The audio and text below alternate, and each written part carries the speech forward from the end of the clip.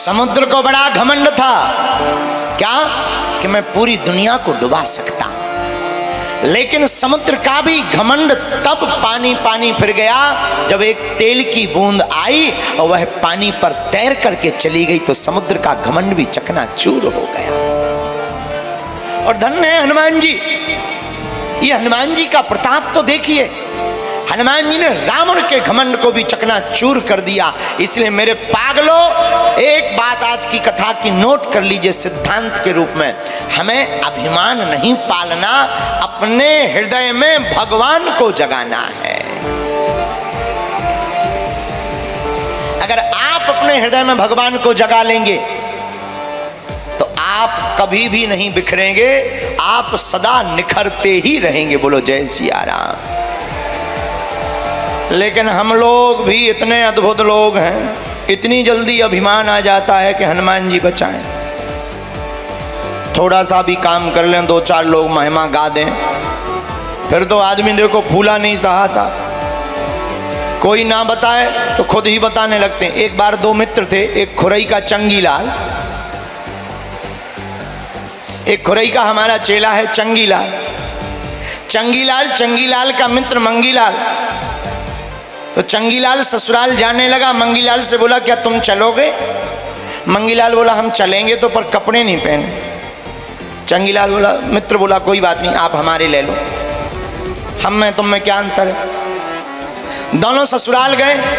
चंगीलाल अपनी ससुराल में आया, ससुराल के लोगों ने बढ़िया स्वागत किया। अरे पाहुने आ गए, बड़े दिनों बाद आए, आओ बैठो बैठो बैठो।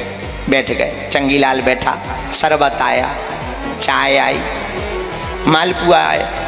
अब ससुराल में जो घर के लोग थे उन्होंने धीरे से पूछा कि आप तो हमारे परिचय के हो, ये आपके साथ में कौन है, ये कौन?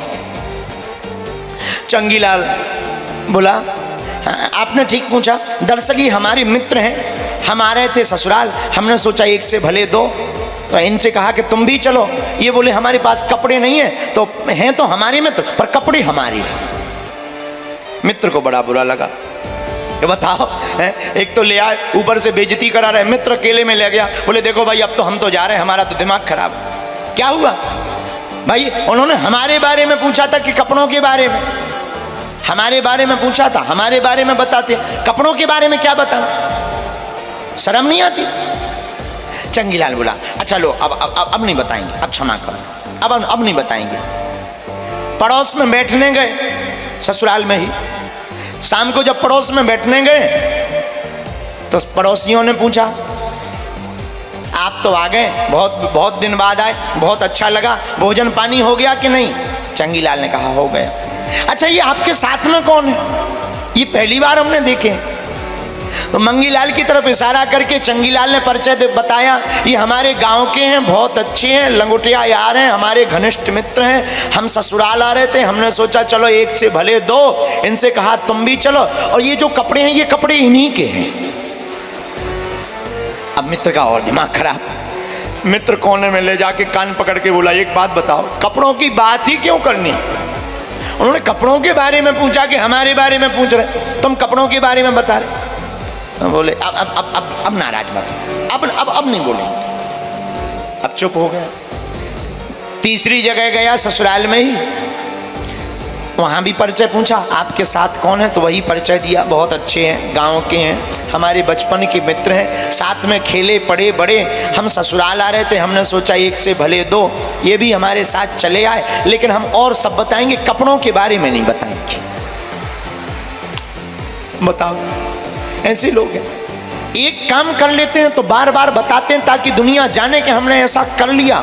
यही हमारा तुम्हारा स्वभाव है, हम दुनिया को जताना और बताना चाहते, पर धन्य है वीर बजरंगबली, वो बताना नहीं, वो तो प्रभु श्री राम का काज करना चाहते हैं। और जो बताने में कम समय, करने में ज्यादा समय गवाता है, उसी का नाम चारों युग परिताप तुम्हारा है परिसिद्ध जगत उजिया। चारों युग परिताप तुम्हारा है परिसिद्ध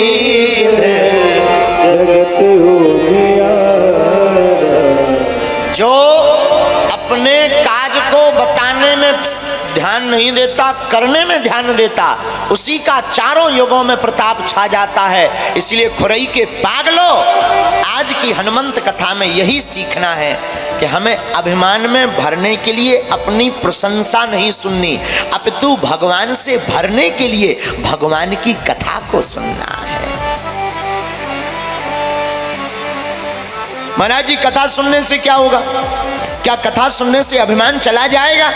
अरे तुम अभिमान की बात करते हो, कथा सुनने से पाप भग जाते हैं, जाप से पाप भग जाते हैं, कथा सुनने से अभिमान भी भाग जाएगा और भगवान की भक्ति हृदय में भर जाएगी। अच्छा, ऐसा आज तक हुआ? हाँ हुआ। कब हुआ? अनेक बार हुआ है। कई नास्तिकों ने भगवान की कथा को श्रवण करके परमात्मा के चरणों में प्रीति लगाई। जिन्होंने कभी भगवान का भजन नहीं किया वो भी भगवान के भक्त हो जाते। महाराज, ऐसा कैसे संभव है?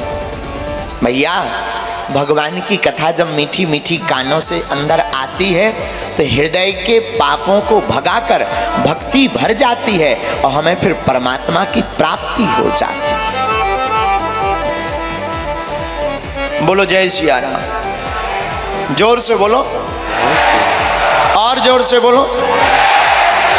साधु जी, ओ साधु जी, ओ साधु जी,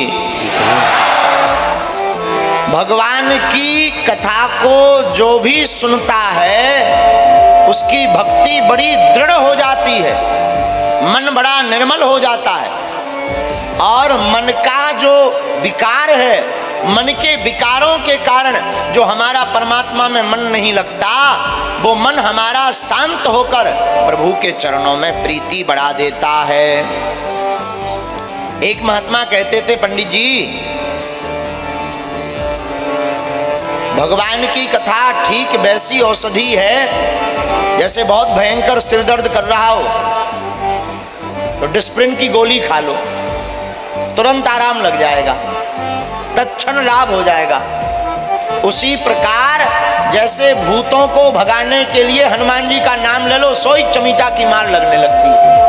ठीक उसी प्रकार मन में गंदे विचार ज्यादा आ रहे हो, मन अस्थिर रहता हो, पूजा में मन ना लगता हो, भगवान के भजन गाने में मन ना लगता हो, सोई परमात्मा का नाम जप करना, भगवान की कथा सुनना प्रारंभ कर देना माई बाप, तत्क्षण आपका मन प्रभु के चरणों में लगने लगेगा।